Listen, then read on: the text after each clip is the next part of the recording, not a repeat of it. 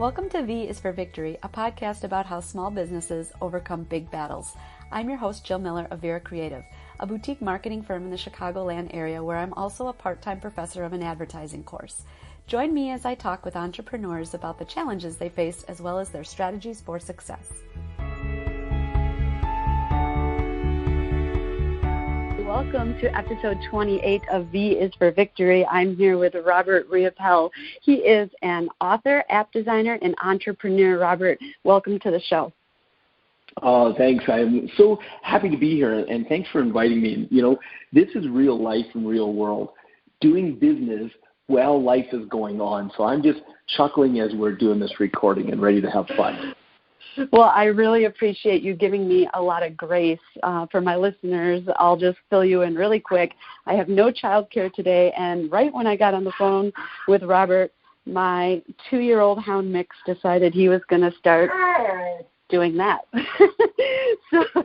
So this is not the first time the listeners have heard Rusty. They're familiar with Rusty, and they're familiar with Kyler, the baby. So we'll just launch full speed ahead. So tell me a little bit, Robert, what came first, author, app designer, or entrepreneurship? Well, yeah, actually, it started off with entrepreneurship, which was actually by necessity instead of planning, if that makes sense. And, because when I was born and where I live in Canada, I'm in an area where you find a job, you find a company that's got some stability. And if they have stability and they pay you half decent, even if you don't like the job, you do it. You do it to take care of your family. And that was kind of the box I was raised up in. Don't think outside the box. Don't question box. This is the way it's done. And so all of a sudden at the age of 21, I'm now laid off from my third company because they're closing the factory. And my mind's going, something's not computing here. This is not the way it's supposed to be. And because our economy wasn't in a good turn, I ended up delivering pizzas to earn a living because I'm a newlywed. I want to support my family. I start delivering pizzas for Domino's Pizza. Because of my work ethic, in a few months I become a manager. My wife becomes my assistant manager. And what do we start doing? We start doing what we know to do. We start working hard, Jill. We start working open to close 7 days a week. And we're doing this for about a year and a half. And I don't know if you know anything about Domino's Pizza, but you cannot just buy a franchise. You actually have to manage a store successfully for at least a year and meet a bunch of criteria. And if you do, then you are qualified to be a franchisee, and they will waive the upfront franchise fee, but you still have to be able to buy or build the store. And so my wife and I are qualified when we get the news that my franchisee has decided to sell his 2 stores.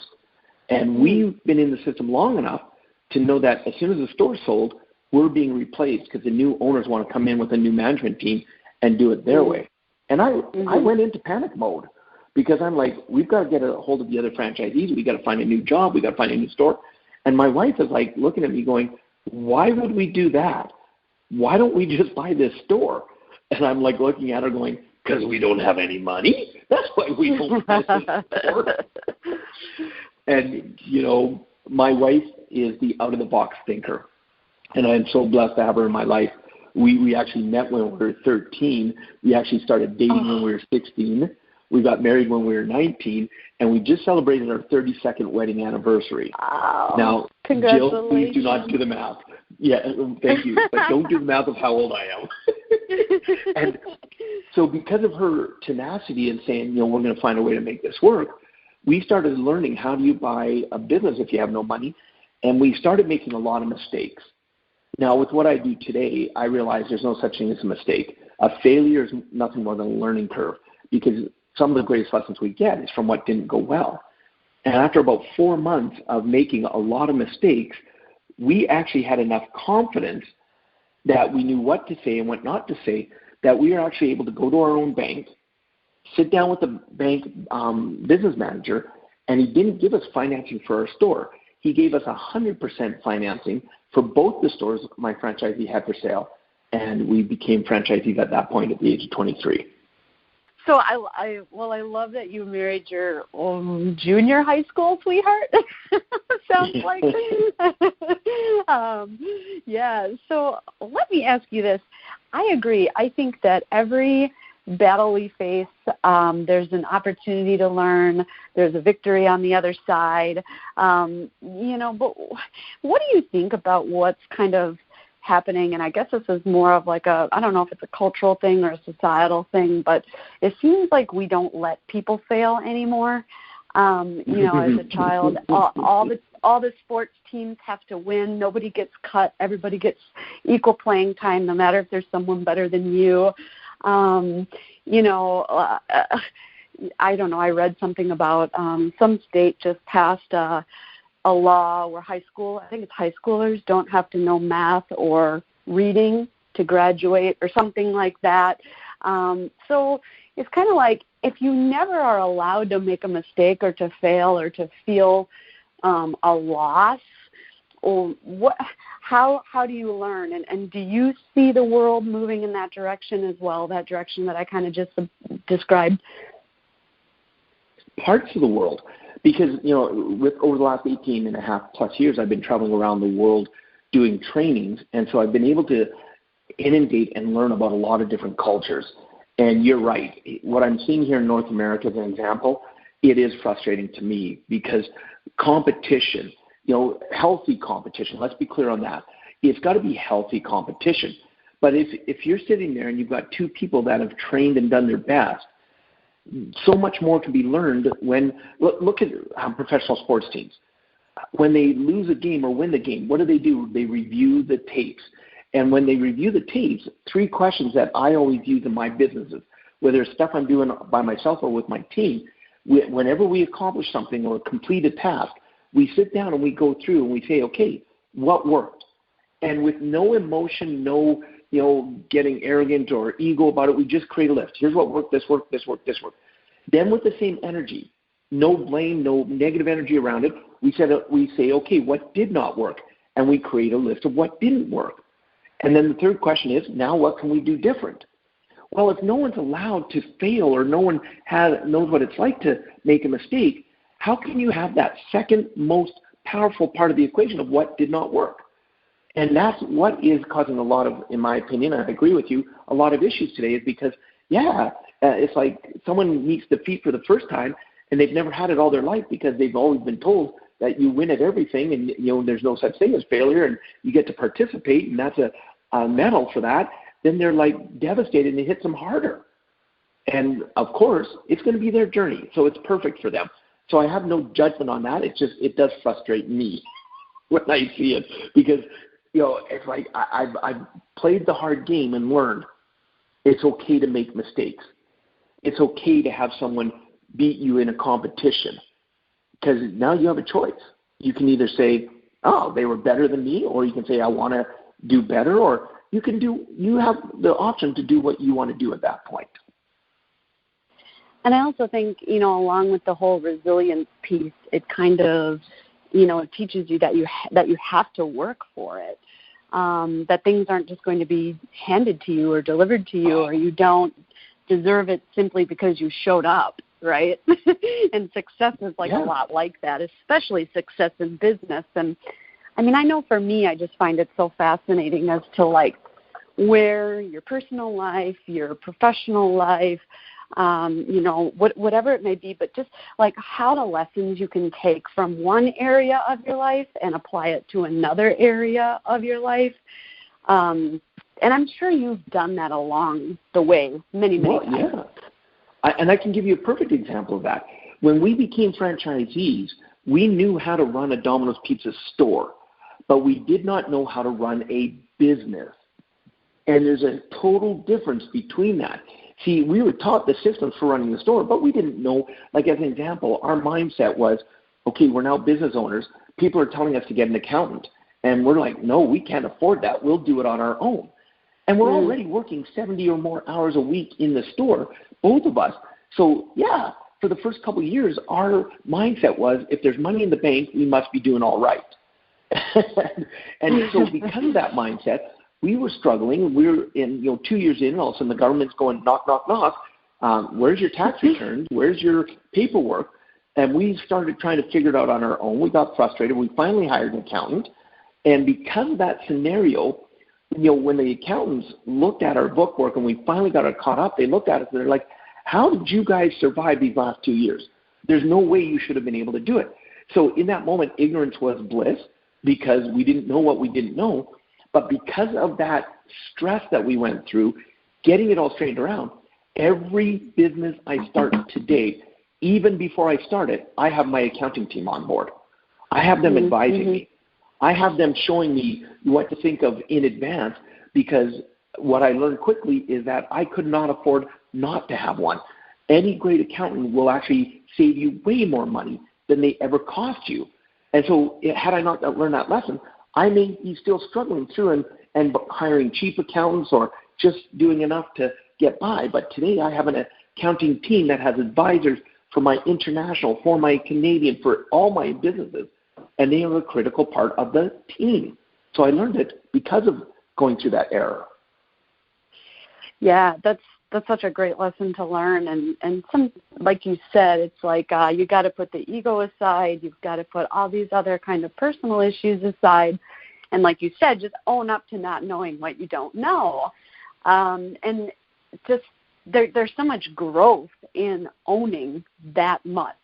And I find a lot with me being in marketing is a lot of people took one business class or one marketing class and they kind of just assume that they know it. Or because a lot of people do enjoy the marketing piece, they feel like they don't need to outsource it. Or because, I got an email actually from where we took my dog to get training. Yes, you guys, he's been trained, if you can believe that. But I know he doesn't act like it, but he's had lots and lots of training. I got an email from them the other day, and they're like, please be patient with us and allow extra time for drop-off and pick-up of your dogs because we're so bombarded we have to turn away new customers. And I think a lot of people think like, oh, business is so great, I don't need to do any marketing right now. And so I love that you bring up that piece of like getting certain people on board right away, keeping them on board even when things are up or when things are slow are really important pieces of business and of owning a business and being in charge. Doesn't necessarily mean being in charge of every single little aspect and in control. Yeah. One of my mentors taught me a lesson just a couple of years ago that I implement throughout. And he said, when you're in business, you as the business owner, you are only allowed to do what only you can do. That's awesome. Because I train around the world, if I get contracted out to go to Thailand, stand on stage in front of 1,000 people, well, that's all I can do. I'm the only one that can do that.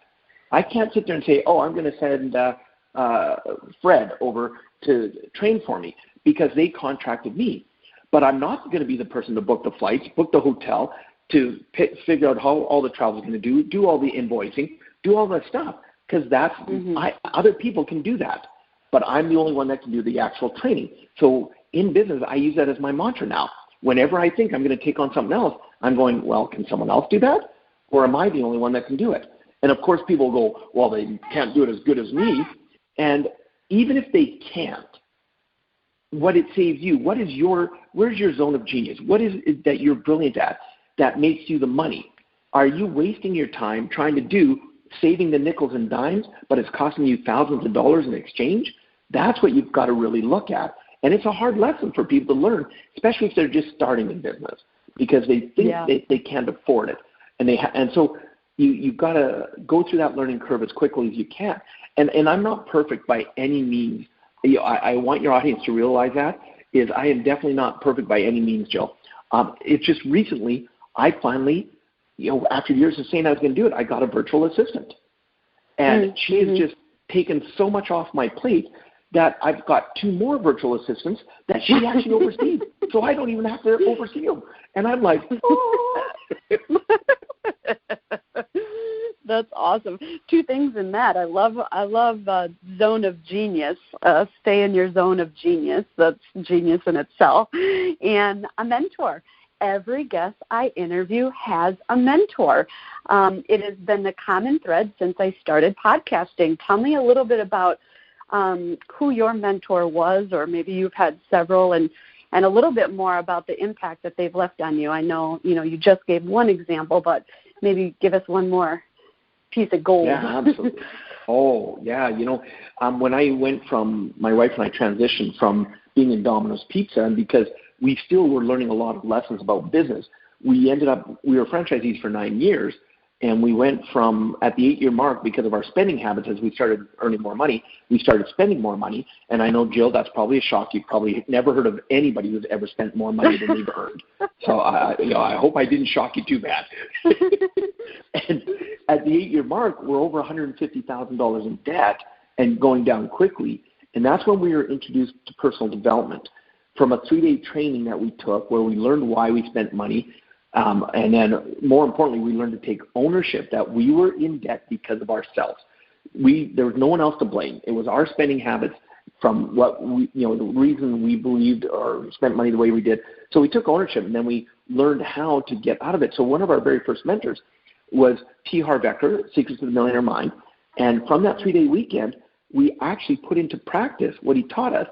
And we went from $150,000 in debt to actually being retired completely financially free 9 months later at the age of 32.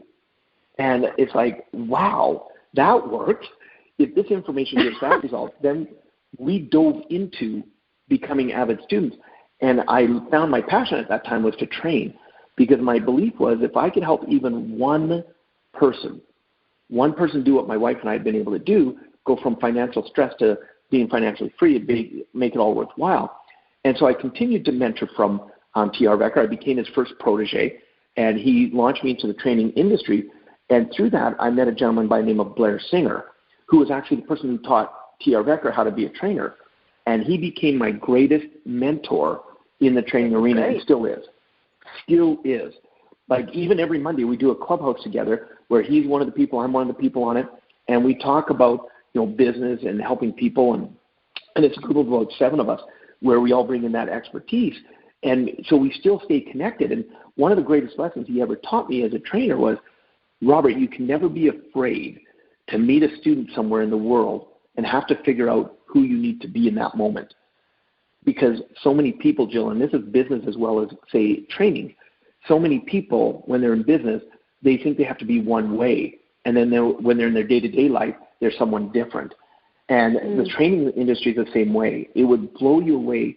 I've been blessed to share the stage with some of the top thought leaders on the planet, and it would blow you away to find out how many of them that you see on stage, when they step off the stage, they're not the same person.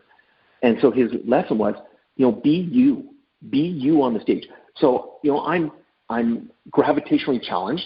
I'm not short. I'm actually more grounded, and I'm aerodynamic. And I embrace that because I'm quirky and I like to have fun, and that's who I am on stage. When I'm doing 3 days, 12 hours a day on stage, and I've got an audience of 1,000 up to 6,000, I'm me. And I've met students all over the world, and they're like, wow, you really are the same. And I'm like, yep, don't know how to be anybody else. So in business, the same thing is bring your personality to what you do. Don't try to be someone else. So those have been a couple of my mentors. Yeah, I love that. And, it doesn't work to be somebody else. People can always see right through it, and it doesn't last. Yeah. It gets tiring to put on a show, You can only keep it up for so long. Yeah, absolutely. And, yeah. Oh, my goodness. So I'm just curious, and I don't know if anybody has ever asked you this before, but what were you spending your money on? At least something super fun. It was the instant gratifications because, hey, we're now successful. So one of our stores was in on a lake. So because we lived on the lake, we had to have a boat. So we bought a boat. And the stupid thing was we had all these expenses from the boat, but our busy season for our Domino's Pizza was boating season. So this nice boat sat in our driveway, looked great, costing us a lot of money, and we never got to use it. Because we're successful, we have to have successful people have 2 vehicles. So we bought a second vehicle. Now, my wife and I are working 7 days a week in the store. We're together. We use one vehicle to get there, but we had 2 vehicles. And so, and understanding that growing up, because we both came from very poor families, and our families were always able to make it work when times were tough. Hence why when we started Domino's, we could make it work, even though we shouldn't have been able to. But when in our families, when more money started coming in, we started buying things. And I remember back like 1978, my dad got a $2,000 tax return, and back in 78, that was huge. And even though we'd been struggling financially, everybody in the family, mom, dad, and us 4 kids, we each got a brand new bicycle. My mom got a china cabinet, and they even had a little left over to buy a used vehicle, and all of a sudden we were broke again, struggling. That was our MO, and so that's the way I learned to do things, and so that anytime we had extra money, we just found silly things to spend it on. Yeah, there's so many people, I think, that approach their finances in that way. And I think the more single you are, the more you tend to approach it that way. You know, and I could be wrong on that, but yeah. So okay. So you're in the pizza business, and then also in your bio it says you're an app designer. So how does that work its way into your resume? Well, going back to one of your original questions, you said app designer, entrepreneur, an author. Which one came first? Well, the entrepreneur was first, and actually wanting to write a book came second, which then led into the app. So in 2002, I'm a student. I'm learning a lot. I'm going, oh, my goodness, this is what I want to do. And someone on stage said, if you want to be successful, write a book. It'll help position you as an authority. And I went, okay, I want to write a book. Had no idea what I was going to write a book about, but I wanted to write a book. And my book, Success Left a Clue, actually, it was a procrastination write.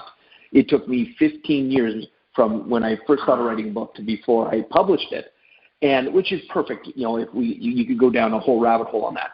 But when I started getting an idea of what I wanted to write, and I'm traveling around North America heavily, but now starting to go overseas to Asia to train, and I knew I wanted to write a book, but I ended up getting burnt out. See, I was overliving my passion. I was training so much, I was only at home on average 2 days a month. That's it. And so I was getting burnt out. Yeah, and the only reason it worked is my wife traveled with me almost all the time. She originally ran all the logistics, so we were together-ish because her running logistics, she was up an hour before me and bed a couple hours after me because I was a trainer, right? And so all of a sudden I took a year off, but because I was so burnt out, it turned into 3.5 years. And while I was on that time off, I was still loving to be a student because I will never quit learning. And I went to a training where they'd asked me to come and actually just do a little keynote speech. And after that, they had breakout rooms. And I decided to go into one of the rooms to learn. And I walked into the wrong room, or so I thought. I walk in and I sit down, and the guy's talking about apps. And as soon as I realized, this isn't the room I wanted to be in, I got up and I started to walk out when he said something that stopped me in my tracks.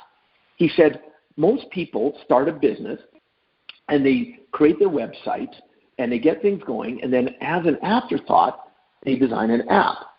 Somewhat like one of the episodes of yours I was listening to where, branding before marketing, right? People do it reverse most of the time. He said, why not design an app to launch your business? Now, when he said that, I stopped. I turned around, and he was giving these statistics. I went and sat back down, and he obviously knew what he was talking about. So I waited until everybody was done and talked to him, and then I sat down with him, and I said, look, could you use an app to launch a book?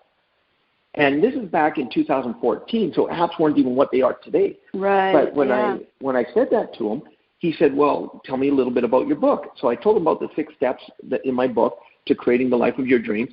Well, he started rattling off these amazing things, and my jaw dropped, and I'm looking at him, Joel, and I'm going, you can do that with an app? And he said, absolutely.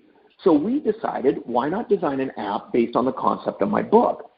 And so we started, and we went through a lot of ups and downs. Version 1, there's a saying in success, and this is in business as well. I would rather have sloppy success instead of perfect mediocrity.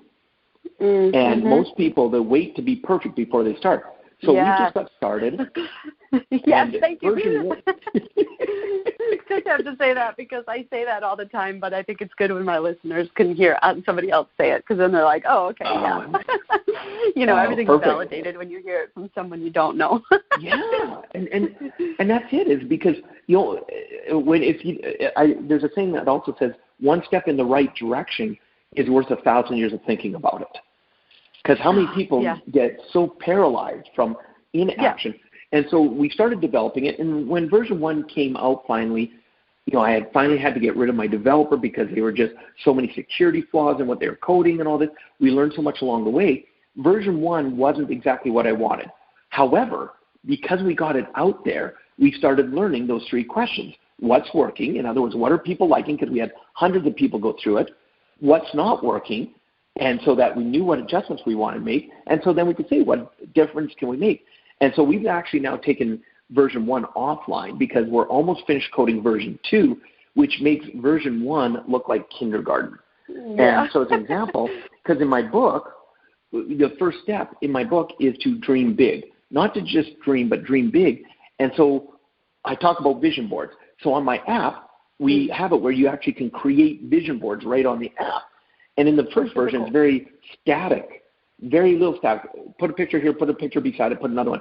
Not much you can do with it. But on version 2, it's like having a big pinboard in front of you. You can cut, shape, overlap, size. You can do so much things with your photos when you're creating the vision board.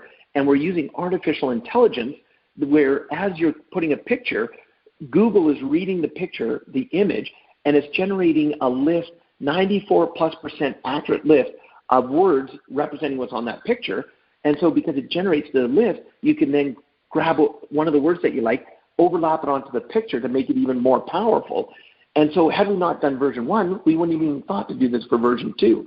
And so the app technically came out before the book did. But from doing the app, then I got even more clarity on what I wanted to write in the book. And then we released the book in 2017, and I'm now writing my second one. That is so cool. And it was not by accident that you walked into the wrong room. Like, that had to have been planned, but whatever your higher power is out there that you believe in, like, that was planned. It was. It was absolutely, because the person who was doing the talking, he became my business partner in developing the app. And, it's just amazing things happen because of going into the right room. The wrong right. Did he ever, say, hey, you almost walked out? Did he notice you were, creeping out the back? No, he was very focused in his talk, and I told him, I admitted to him, though. That is too funny. I find it a lot. I did my yoga teacher training, and I find that a lot in the fitness industry and just kind of the workout world, that whole kind of conundrum about I need more training, I need more information before I can start. I need it to be perfect. I need my body to be perfect. Or, it's no, just what you need to be able to do is motivate people.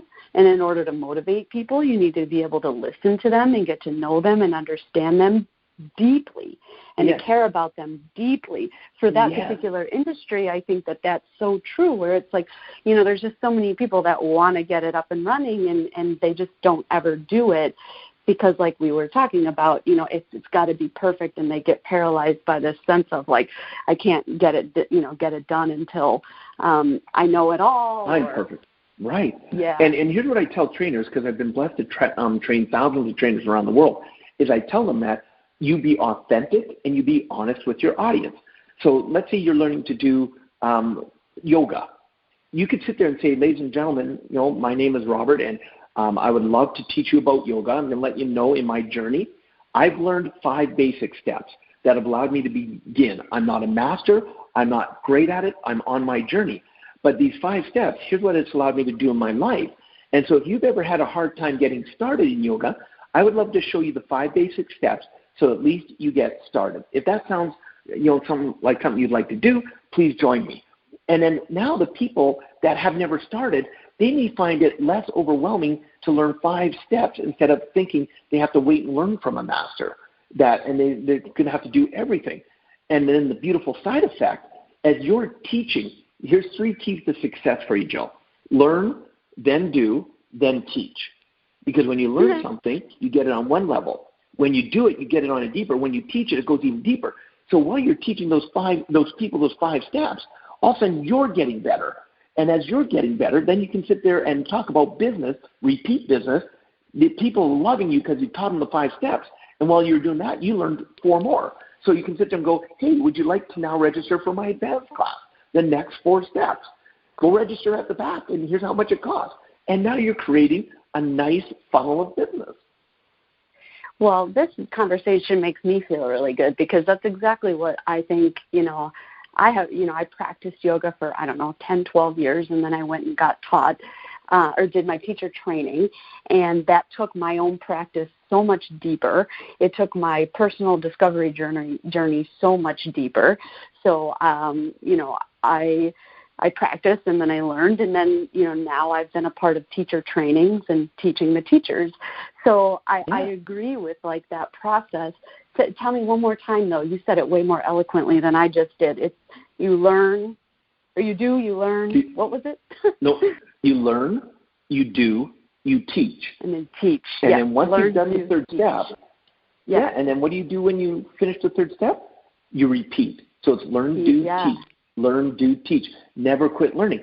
And it was really interesting because when I started traveling around the world, I started hitting countries where your status was directly tied to all the letters behind your name.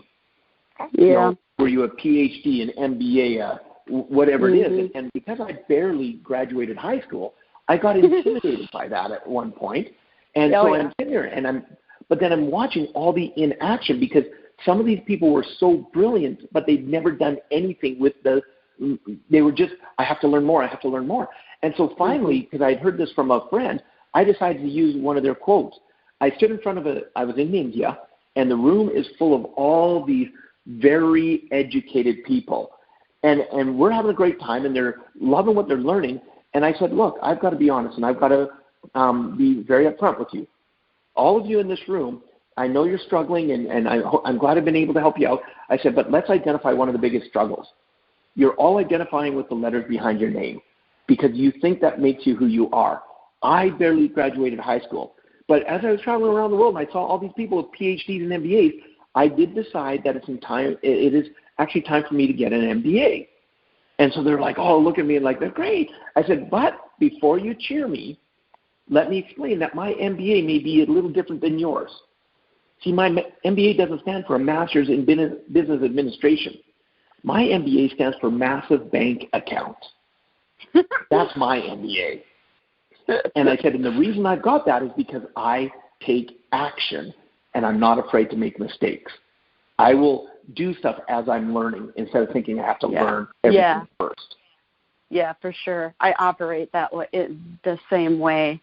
And I also have my master's, but it's the same thing. First, I went to school and I learned how to, put together integrated marketing communication plans, and then I did it as an entrepreneur for different clients for many years, and now I teach at a university and I teach students how to do it. So same thing, I absolutely love that process and just kind of breaking it down like that.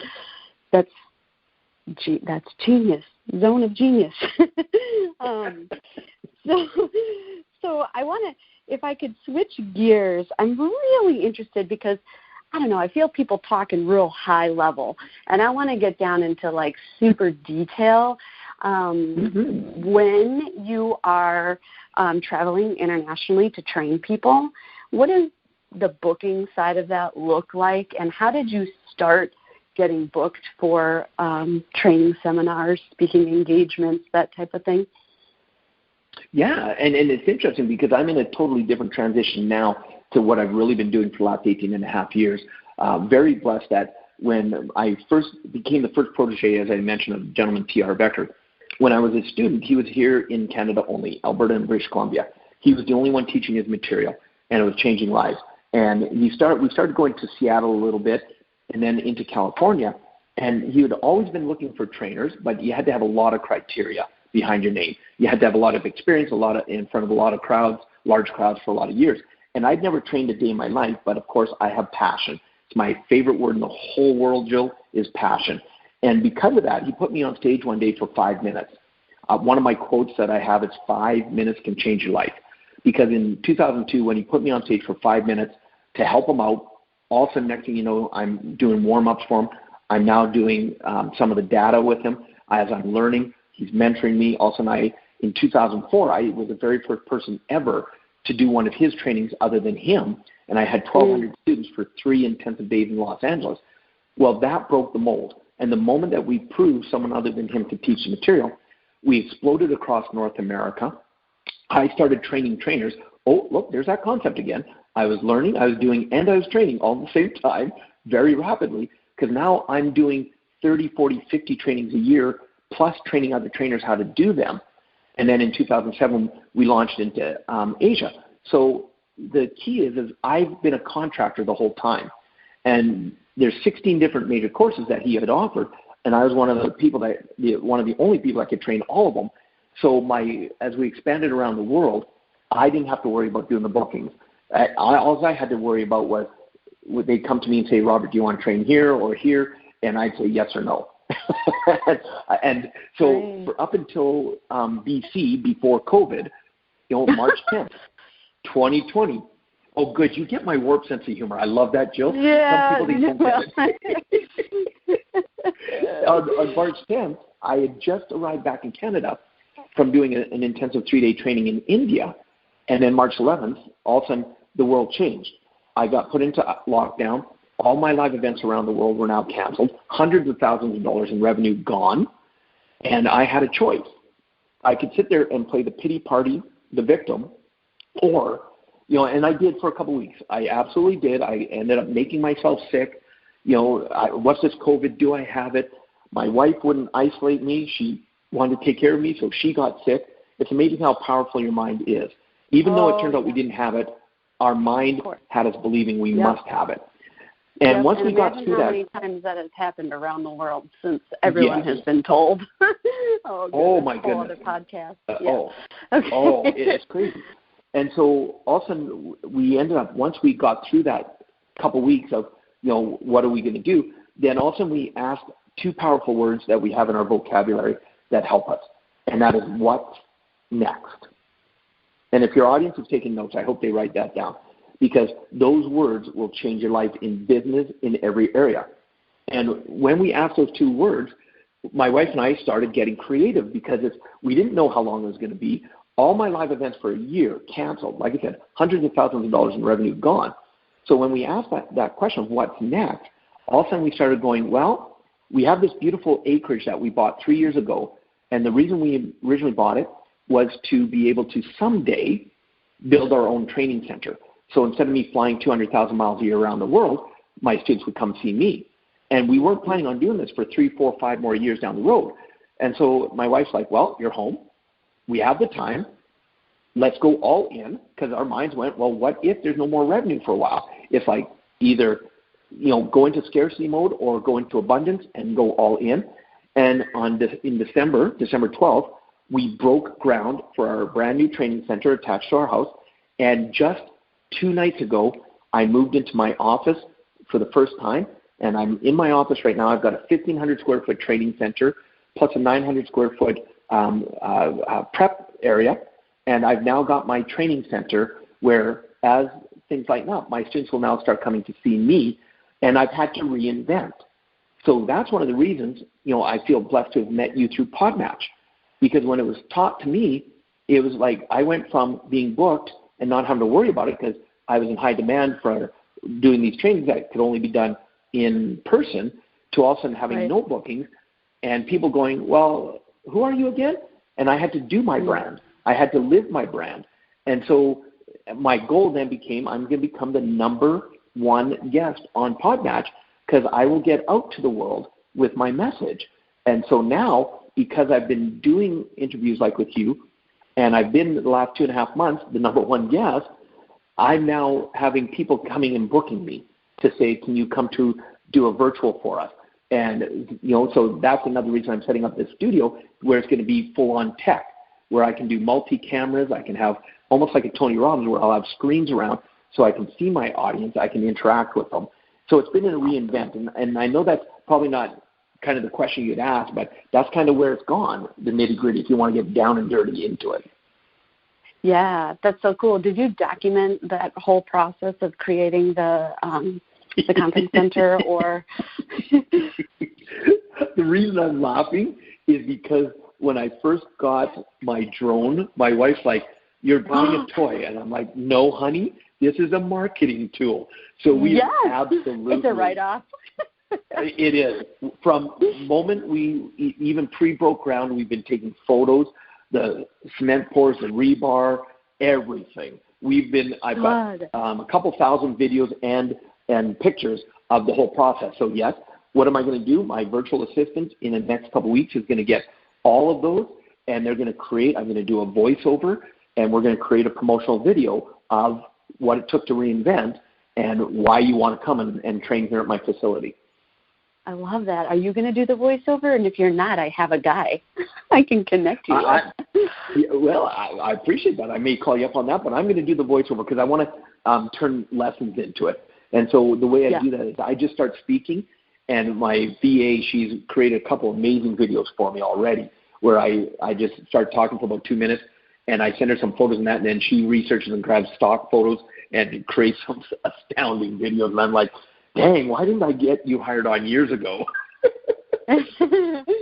Right. Well, that's the thing. Once you finally outsource something, once you finally have that aha moment and you set the ego aside and admit you don't know what you don't know or don't have time to do what you thought you had time to do, it's like, how did I ever get along without this? This is amazing. and that's it. And like when we had our first interview, because the company that I decided to test a couple companies out for virtual assistants and kind of do like a split test on them. And the one company, they were so thorough in making it easy for me that they vetted, and then they set me up with interviews. And when I'm on the interview with Melissa, and I'm saying, here's the kind of stuff I'm needing, I said, and one of the things I struggled with is, I said, I've got thousands of pictures of me around the world that I never thought I could use because it always had the other brand behind it and all that. I said, but someone told me I can remove myself out of the picture or I can blank the background out. And she's like, oh, that's easy.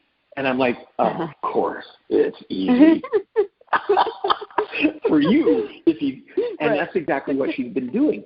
So I went back to all my hard drives and thumb drives because I have pictures on stage, like the one event I was a host. I had the people that were the speakers on the event I hosted. We had the Dalai Lama, Sir Richard Branson, F.W. de Klerk, Stephen Covey Sr., one of the last presentations he did before he passed away. And so I've been blessed to be able to share the stage with all these amazing people, never thinking I could use those photos because it wasn't my brand. And it's just wake up and smell the coffee. Yeah, got to be resourceful. Yeah, I'll give a shout out to my assistant here who's going to edit this podcast because we were making Snapchat lenses for one of my clients for a little while because my client has a part of her demographic that is just heavy users of Snapchat. So we were making lenses, and I kind of asked her like if she knew anything about it, and of course she did because she's X amount of years younger than I, and she's like, oh, you just download this Lens Studio, and it's super, it's easy, you could do it. I download it, and in about 5 minutes, I want to throw my computer across the room. Like, I'm so frustrated with it, and I'm just like, nope, this is all you. You go for it, girl. And that's exactly it. Yeah, like we said before recording, it's like, you're old when technology starts to get complicated. Just got to ask somebody younger. I will turn 40 in September, so I think I'm having like a mini midlife crisis, seriously. Oh, you're still a young one. You are still so young. I'm young in one sense, but when you have a newborn at 40, it's kind of like, oh, man, I'm tired. What was I doing? Why am I just having kids now? But, yeah, I went into this, like, I don't know, I cleaned out my whole basement. I mean, I was like, I opened up every storage bin I had, and I was rearranging storage bins just so that I could have similar items in similar bins. Like, I don't know. It was just the weirdest thing. I'm like, yeah, this is definitely a midlife crisis here, but not here to focus on that today. So it sounds like, and I can probably guess this, but I actually hope that I'm wrong. What do you think has been the hardest battle that you've had to overcome in life, not in business, but in your life this far, like so far? Self-doubt. It's something I go through all the time, because especially when you have to reinvent in a new business. this is why it's so critical that you surround yourself with not like-minded people, but growth-minded people. Another one of my mentors, and this is why I have a formula that I use, and everything I do for teaching other people is because it's something I needed in my life or continue to need.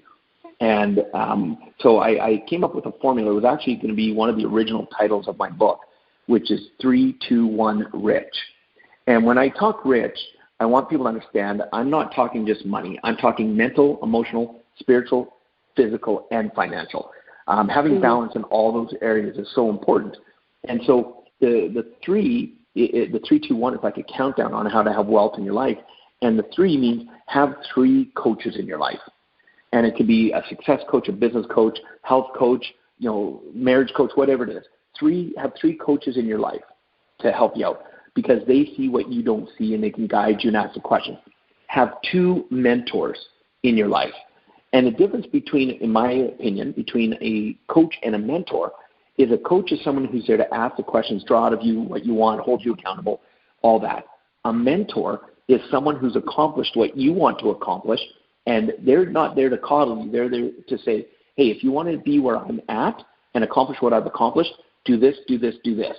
And so when I mentor trainers, they pay me a lot of money to be their mentor, and they hire me for a year at a time. And one of the agreements is I will give you tasks to do, and only when you're done the task, you call me again. So if you don't do it for 3 months, you've paid me, but we're not talking for 3 months until you've accomplished it.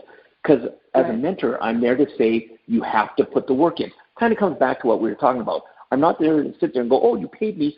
Hey, you're a trainer, and I'm going to do everything for you because you showed up and you're participating. It's like, no, you're going to learn what's working, what's not working. You're going to make some stumbles because the only way you get good is by practicing, doing it again and again and again. So 3 coaches, 2 mentors, and then be part of at least one mastermind. One mastermind. Because how many times, as Einstein said, you cannot solve a problem with the same mind that created it. And when Napoleon Hill in 1937, right? And so it's so powerful. And when Napoleon Hill coined the phrase mastermind groups, and you look at the power, one of the things I love to do, and I'll be doing in my facility here, is high experiential masterminds. And the cool thing is I won't bring in people to a mastermind that are all from the same arena because they'll all have the same ideas or have thought of this or tried that. I'm going to bring people in from all different businesses, walks of life, cultures, because now when someone says, hey, I'm in the hot seat, here's something I'm struggling with in my business, they're not going to get the same answers from that industry. They're going to get creativity from other people. See, and proof is the cure for all doubt. And so when I go through self-doubt, I connect with those growth-minded people in my life that are there to pick me up when I fall, cheer me on when I'm doing well, but more importantly, they're the ones that are willing to have the tough conversation with me when I'm not playing my game to the fullest I could play it. That's a growth-minded person. A like-minded person is a person that's just going to be there, if you're surrounded by a group of complainers, well, they're all like mine, they're complaining, and you're going to be a complainer as well. That doesn't work for me. Yeah. Problems cannot be solved at the same level of awareness they were created. It's crazy. That's the quote. Yeah, problems cannot be solved at the same level of awareness they were created. Got to rise above. You got to go higher. I love that. Yeah. And you're right. Like, everybody wants to be like around like-minded people and people that think like them. And, but it's like, you got to go. You want to elevate, you've got to go one step further, and you've got to be willing to be a little bit nudged and pushed. And I think so many people lean back and resist instead of kind of lean forward and in. And I think your story is one of leaning forward and in, whether it be out of necessity or curiosity or passion or desire. That's kind of what I'm getting. Would you agree? Yeah. Oh, without a doubt. Your mind wants you to stay safe and play it safe and keep who you are. But unless you're challenging and stretching to the limits of your comfort zone, you won't. But how's that other quote go? Until you won't know how far you can go until you've pushed yourself too far. right? Yeah. Because that's when you know what your limits are. And so, yeah, it's important to really, again, always be growing, so that, and not limiting yourself that, hey, I can only do this or I can only do that. No, grow yourself all the time and watch what's possible. I like that so much better than the whole old always be closing, ABC adage of business, ABG, always be growing.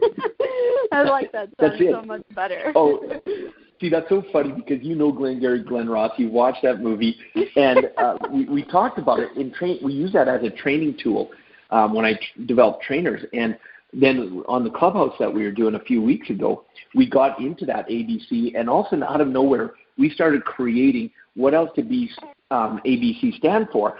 And what was fun is I actually, from our conversation that me and some friends were having, I created a whole training on that concept of ABC, but it was all about how to be an amazing trainer. So like ABC, always be confident, always be caring, always be clear, and I developed a whole training based on it. That's so fun. Some rapid fire questions. So my last guest was also a speaker, and she had a hype song before she goes on stage. Do you have a hype song? No. Nope. I connect. I take a deep breath. I get grounded, and I notice if I have butterflies in my stomach or not. Because if I don't have butterflies, then I become too confident and arrogant. And if it doesn't make me nervous still to do what I love, then maybe I'm doing it for the wrong reason. So I just take time and center myself before I go on stage. Great. I love that. And I think, for people you're a little bit like me, like of high energy, of go, not sit around and wait. Hey, I got an idea. Now I got to execute it. It's good to take that deep breath and to be grounded. I definitely have to do that like before I teach yoga too, because otherwise I come in way too hot. And I think I scare people. Well, then do hot yoga. You'll overload. Technically it is hot yoga, but I don't ever get to teach in the studio anymore because of, the whole thing. So yeah. I would love to introduce you to one of my business partners, because years ago he actually brought Bikram hot yoga to North America and then around the world, and helped open hundreds of yoga studios with it. Wow. What's his name? His name is Michael Harris. Okay. All right. So who I was trained under, Baron Baptiste, was also trained under Bikram. And Baptiste yoga, I know, is huge in Canada. There's a lot of Baptiste studios. A lot of Canadians come into the trainings. But anyway, so I was just curious. But okay. So music, no. Grounded, nope. Yes. Yes. One thing the world needs to hear right now. I believe that the greatest gift that anybody can give this planet is to be you in all your authenticity. So practice being you more. Practice being you more. Yeah, so being you can take practice, which I think is a totally foreign concept to some people, because they think, it should come naturally and easily, and it can be hard to find that authentic identity because we've been trying on so many other hats for so long, right? Or trying to fit in. Well, absolutely. It's interesting. And because this is coming from, and I'll use the fact that the Olympics just ended. Right now, Jill, you're talking to a gold medalist in people pleasing. I was one of the greatest people pleasers in the world, and the amount of energy I would waste trying to get people to like me was tiring. It was tiring. And when I learned that, Robert, be you, because when you're yourself, one of two things is going to happen. Either people are going to like you for who you are, or they're not. And if people like you for who you are, that's awesome. If people don't like you for who you are, that's awesome. Because the amount of energy I wasted, that's right. Yeah. The amount of energy I wasted on trying to get people to like me by being someone else, the moment I started just being me, and people go, Robert, you've met all these amazing people. What are they like when you meet them in the green room? And I said, they are some of the most down-to-earth people you've ever met. when I'm sitting in the green room and I'm having the privilege of talking to Stephen Covey Sr., and we're both aerodynamic, and so we decided to just have some fun and take some funny photos of the two aerodynamic guys. And there's no ego, there's no pretense. It's just we were having so much fun. And then I sit back and I go, going back to that self-doubt thing, then my mind starts analyzing. Who are you, Robert, to being able to have that interaction with Stephen Covey Sr.? Who are you? And my people pleaser tries to come back in, and I have to remind myself, I'm me. I'm me. That's it. That's who I am.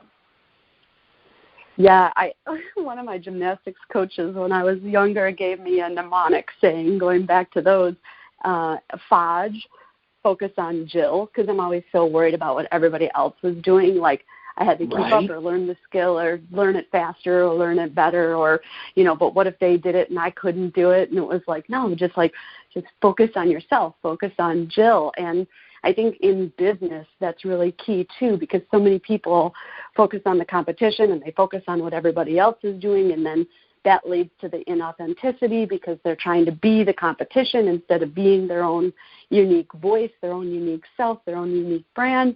Exactly. So yeah, Fodge, focus on Jill, or for the audience, you just put your first name in there instead of mine. That's right. Yeah. That's it. Great. Great chat. Where can people connect with you and find you? Well, I'll tell you, because you were so gracious, Jill, to have me on your podcast, my first book, Success Left a Clue, I would love as a gift from us to your listeners for taking their valuable time to listen to this episode. If they go to robertriopel.com, just my name, RobertRiopel.com, and they go there, they'll actually be able to download the full digital version of my international best-selling book, Success Left a Clue. And when they do, there is a little caveat that comes with it, though. And the caveat is this. I didn't write the book for people to read it and then put it on the shelf and make it shelf help. I wrote it to help people change their lives. And so step 3 in my book is take action. And so I wrote it as a workbook where as you're going through, there will be action steps. And then a chapter will begin with saying, hey, did you do the last action? If not, stop reading right now. Go back and do that action before you continue reading. And so that's the easiest way for them to get the digital copy. They can follow me on social media, my Facebook fan page. Because of my virtual assistant now, Melissa, I guess I have an Instagram, I have LinkedIn, so I have those up and running. Don't ask me how to find me there, but I'm there. My master's is in research. I'll find you. Yeah, and if you need the links, let me know for the show notes, and I will be able to get them for you for sure. I should be able to get them, but yeah, it's for sure. We will definitely link that in the episode notes.